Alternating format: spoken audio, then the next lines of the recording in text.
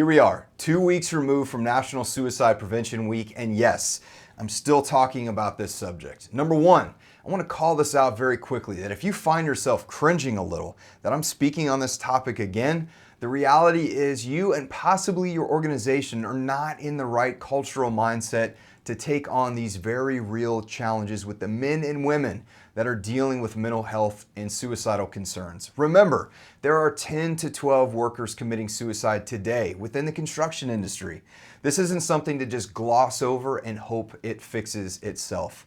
The opportunities we as employers and coworkers have to provide a pro-mental health environment at work, where most people spend the majority of their lives, by the way, are countless. But the effectiveness of that rests on your willingness to keep this message out in front of your organization. Because look, what typically happens is we bring this topic up once a year and then we file it away until the next year rolls around.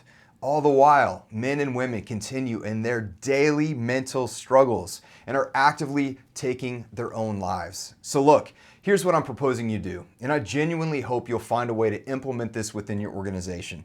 I'm asking that you make a public, company-wide goal to commit to zero, meaning zero suicides within your organization. Now let me tell you what I think this does. First and foremost, it raises the level of your commitment to providing resources in an open environment to be able to talk about mental health. It's no longer a topic that's filed away until next year. It's now front and center where it deserves to be. Number two, it allows your organization to be more intentional in utilizing the resources your employee assistance programs likely already provide.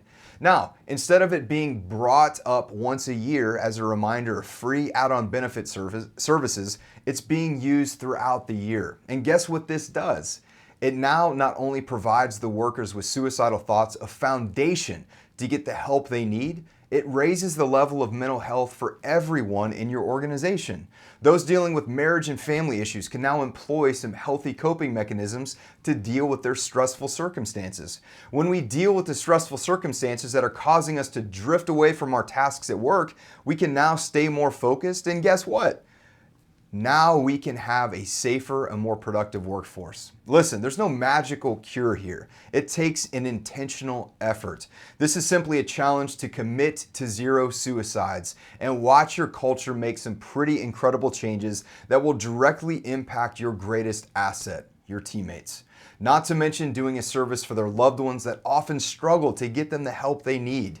The workplace can and should be a place where people are rewarded for their efforts, both monetarily and psychologically. So commit to zero.